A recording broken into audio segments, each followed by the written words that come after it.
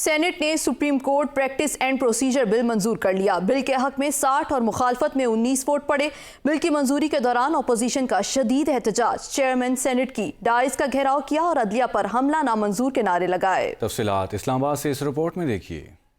Chairman senate Sadiq Sanjrani کی زیر صدارت ایوان بالا کا اجلاس ہوا۔ وفاقی وزیر قانون اعظم نذیر تارڑ نے supreme court practice and procedure bill senate میں پیش کرنے کی تحریک جمع کرائی۔ ایوان نے بل قائمہ کمیٹی کے سپرد کرنے کی اپوزیشن کی تحریک مسترد کرتے ہوئے بھاری اکثریت سے منظور کر لیا۔ سینٹ اجلاس میں اظہار خیال کرتے ہوئے اعظم نذیر تارڑ کا کہنا تھا کہ سپریم کورٹ کے تمام ججز برابر ہیں۔ ادارے کو مضبوط کرنے کے لیے شخصیت کو مضبوط کرنے کی بجائے نظام کو مضبوط کیا جائے۔ آئین کے آرٹیکل 191 کے تابع پارلیمان کا یہ اختیار ہے کہ وہ قانون سازی کر سکتی ہے۔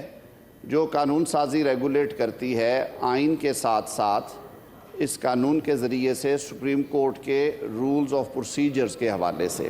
قائد حزب اختلاف سینیٹر شہزاد وسیم نے اظہار خیال کرتے ہوئے کہا، یہ اصلاحات کا نہیں مفادات کا بل ہے۔ آئین نے 90 روز میں الیکشن کرانے کا پابند کیا ہے۔ الیکشن کمیشن کسی سازگار حالات کا انتظار نہیں کرتا، اسے وقت پر الیکشن کرانا ہوتے ہیں۔ اپنا مدعا بیان کریں کہ ہم نے اپنے کیسز معاف کرانے ہیں، ہم نے پہلے اپنے کرپشن کے کیسز معاف کرائے، اب ہم نے اپنی نااہلی معاف کرانی ہے، ہم نے عدلیہ کو اپنے تابع کرنا ہے اور اس طریقے سے ہم نے ملک چلانا ہے۔